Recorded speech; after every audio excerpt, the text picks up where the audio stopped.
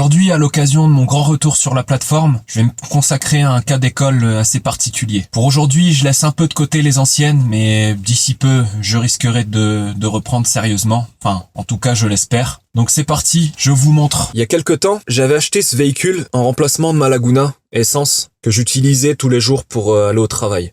L'essence, ça commence un peu à chiffrer, donc il m'a fallu un diesel. Du coup, j'ai déniché ça. Pour ceux qui ne savent pas ce que c'est un Grand Scénic 3, 1,6 litre DCI 130. J'avais trouvé ce véhicule dans une vente aux enchères à un prix vraiment abordable. Il avait 195 000 km et quelques frais à faire. Là, actuellement, il en a un peu moins de 235 000.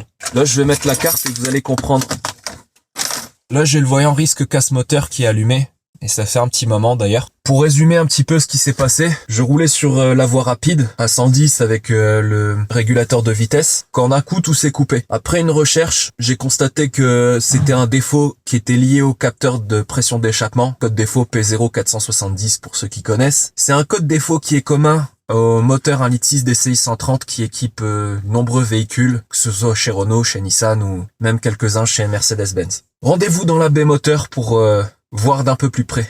Voilà le moteur. Comme je vous disais, c'est un 1,6 litre DCI 130. Là, c'est l'un des tout premiers. Concrètement, pour avoir accès au capteur et au tuyau, parce que c'est tout un ensemble, il va falloir prévoir du démontage. En l'occurrence, la baie de pare-brise. Là, ça va être l'objet d'une autre vidéo, mais on va pas s'y attarder. Concrètement, il va falloir enlever la baie de pare-brise pour avoir accès au capteur et au tuyau. Moi, ça va être très simple. Elle est cassée à cet endroit-là. Enfin, du moins, il manque une tige filetée que je vais devoir refixer. Ça va pas être trop grave. À droite, il y aura un écrou à enlever et le bocal de frein qui tient avec deux vis de 10. Je vais enlever tout ça et puis on va voir ça d'un peu plus près. Je viens de terminer à l'instant de tout enlever. Vous voyez, c'est assez simple à faire. Par rapport au Scénic 2, c'est vrai que c'est quand même assez bien fait. Il y a juste à enlever, comme je vous ai expliqué, les deux vis, les deux écrous. Et la baie de pare-brise, elle se constitue comme ça, en un seul élément. Il y a un élément plastique à enlever par-dessus. Donc faut y aller de manière très précautionneuse pour tenter de ne rien casser. Et généralement, ça va plutôt bien. La pièce qui nous intéresse, c'est celle-ci, ce capteur-là, le capteur bleu. Et là, vous voyez, il y a un tuyau au bout. Et entre les deux, une durite qui fait la jonction. Souvent, on a deux cas de figure. On a soit le tuyau qui finit par se boucher et créer le défaut, ou alors la durite qui s'arrache. Moi, j'ai tenté de vérifier un petit peu du côté de la durite et apparemment, la durite est intacte. Moi, j'aurais plus le défaut lié au tuyau en inox qui serait éventuellement bouché. Donc, ce que je vais faire, c'est que je vais enlever les colliers de serrage et je vais tenter de démarrer le moteur pour voir si le tuyau en inox est bouché. Ah oui, j'ai oublié. Du coup, une petite précision pour enlever le capteur. Là, vous avez le cran de verrouillage qui se trouve là. Voilà, il suffit de tirer dessus, il vient tout seul. Je vais essayer d'enlever le capteur et la durite pour pouvoir y voir plus clair. J'en ai profité en même temps pour débrancher la prise qui va alimenter le capteur qui va sur le FAP, le turbo. Non, c'est le FAP. Voilà, ensuite, il y a une vis qui vient ici. Cette vis, elle vient fixer la patte qui tient le capteur et tout l'ensemble. Donc cette vis, c'est une vis de 7. Alors faut faire très attention. Moi je vous conseille c'est d'enfiler une petite douille et ensuite un petit cliquet.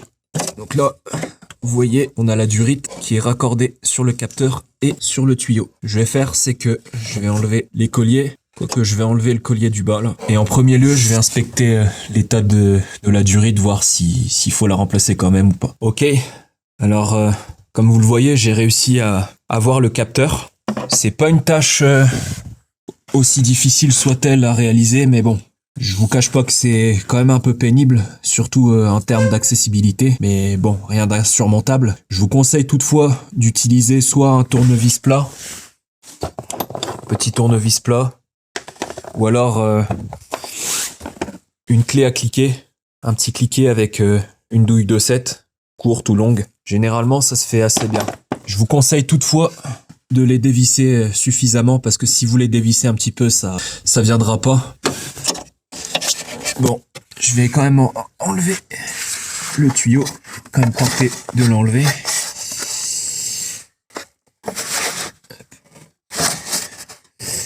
Bon là, je vous montre un peu en direct comment c'est fait.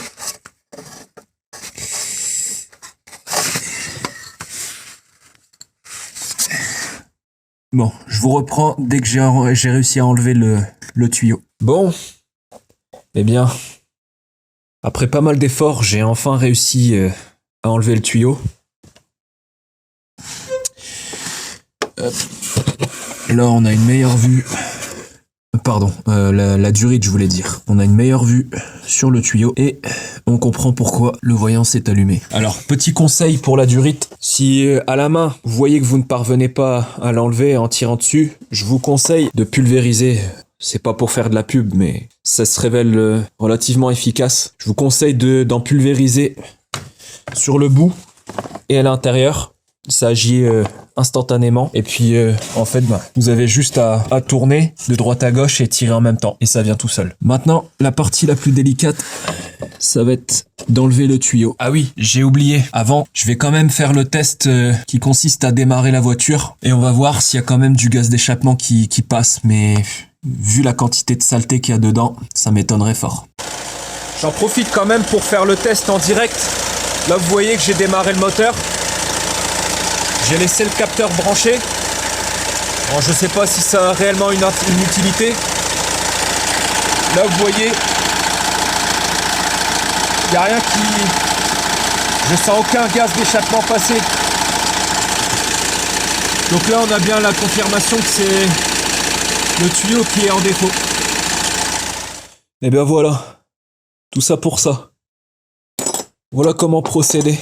Donc j'ai pris une clé de 11 contre-coudée que j'ai coupée à environ 10 cm, voire un petit peu moins. Parce que l'espace derrière est vraiment très réduit et il faut y aller vraiment à tâtonnement. Il y a vraiment pas beaucoup de place. Bon, néanmoins, avec de la patience, ça se fait plutôt facilement. J'ai connu bien pire. Je vais mettre ça sur un étau et puis je vais voir comment le déboucher. Après avoir bataillé des heures durant avec ce tuyau, je peux enfin considérer que c'est une mission accomplie. Comment j'ai procédé?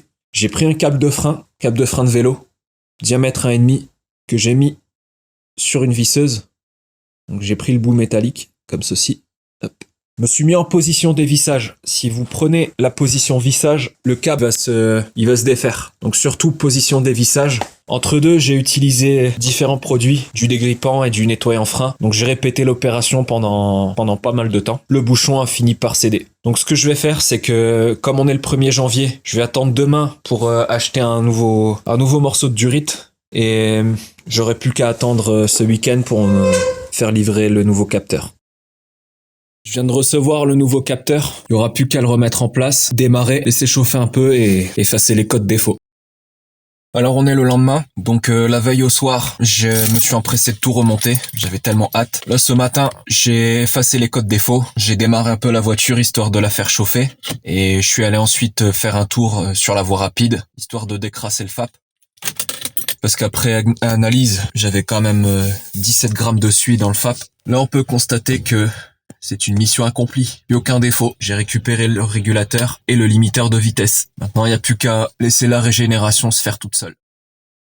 Avant de conclure cette vidéo, je voulais vous faire un deuxième retour qui fait suite au premier que j'avais fait en date du 5 janvier. Donc c'est le jour où j'avais effacé les codes défauts. J'avais fait un essai sur la voie rapide pour essayer de décrasser un petit peu le moteur et le filtre à particules. Le lendemain, le mardi, je suis parti en Allemagne, donc j'ai fait un trajet de 600 km aller. Je suis resté 2 jours. Je suis revenu du jeudi et j'ai fait 600 km de trajet retour. Et le véhicule n'a absolument pas eu de problème. Donc voilà. J'espère vous avoir aidé tout au long de cette vidéo. J'espère que mes explications ont été claires et concises. N'hésitez pas à me faire aussi vos retours en commentaire. Et sur ce, je vous dis à très bientôt pour une prochaine vidéo.